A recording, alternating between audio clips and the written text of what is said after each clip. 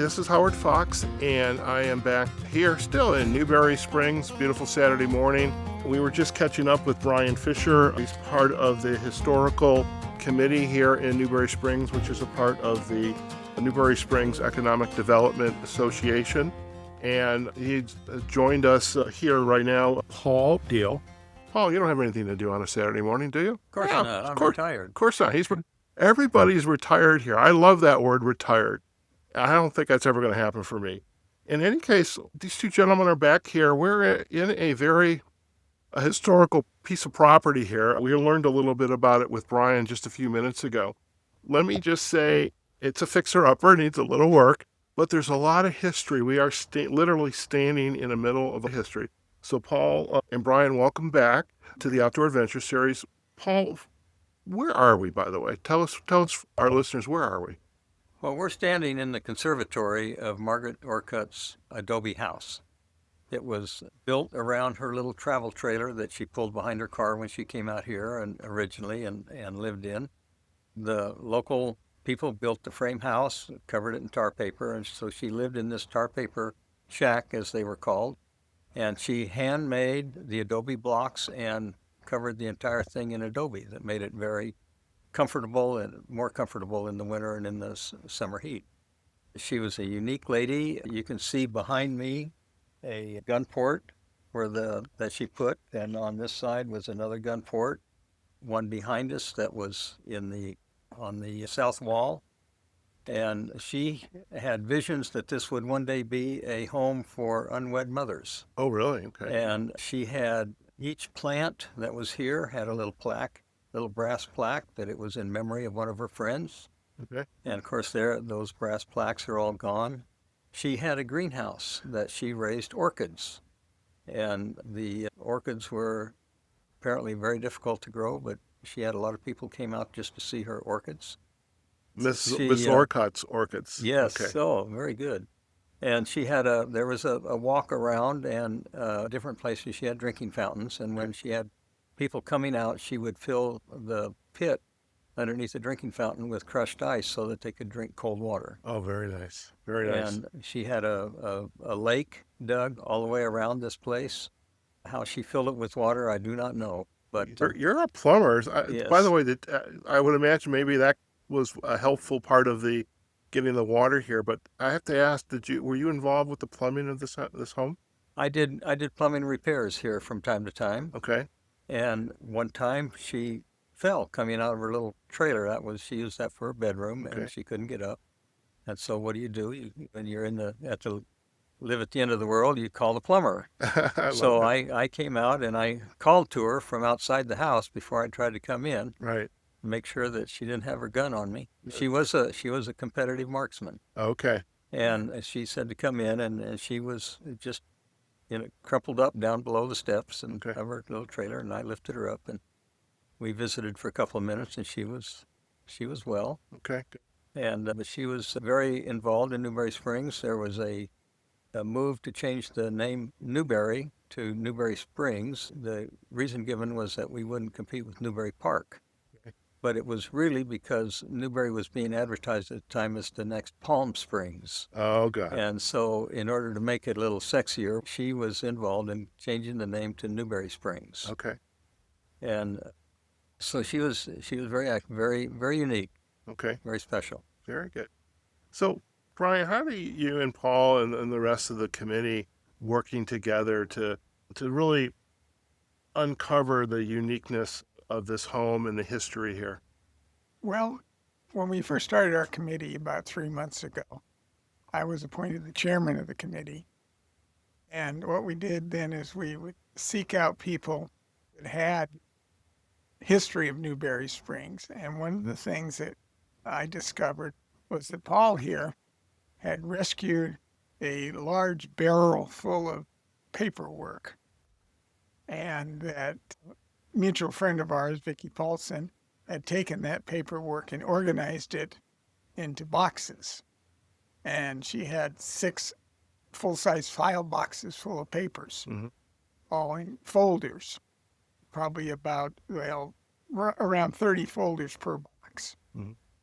And so I got a hold of Vicki And I picked up these boxes, brought them home, and I'm going through them to catalog them so that we're indexing them so that we know where and what it is in there, so that we can use that to create a historical story about Mrs. Orcutt and to try to do it as accurate and from the perspective that she left behind rather than what everybody says. Okay. Because history gets changed every time you turn around. Oh, yeah. Yeah. Yeah. And it's a long, arduous job to do so.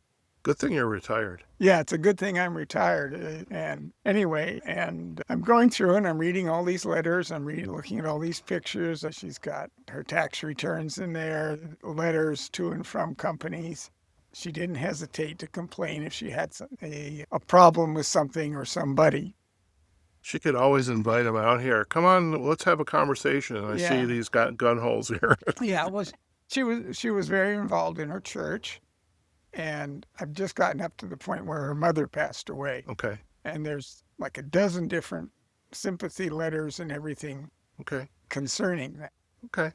Okay. I'm curious, as you're going through the papers, and Paul, you had mentioned this was the vision of a community center or a visitor center, and you mentioned that there was an instrument here up in the room we're standing in right now.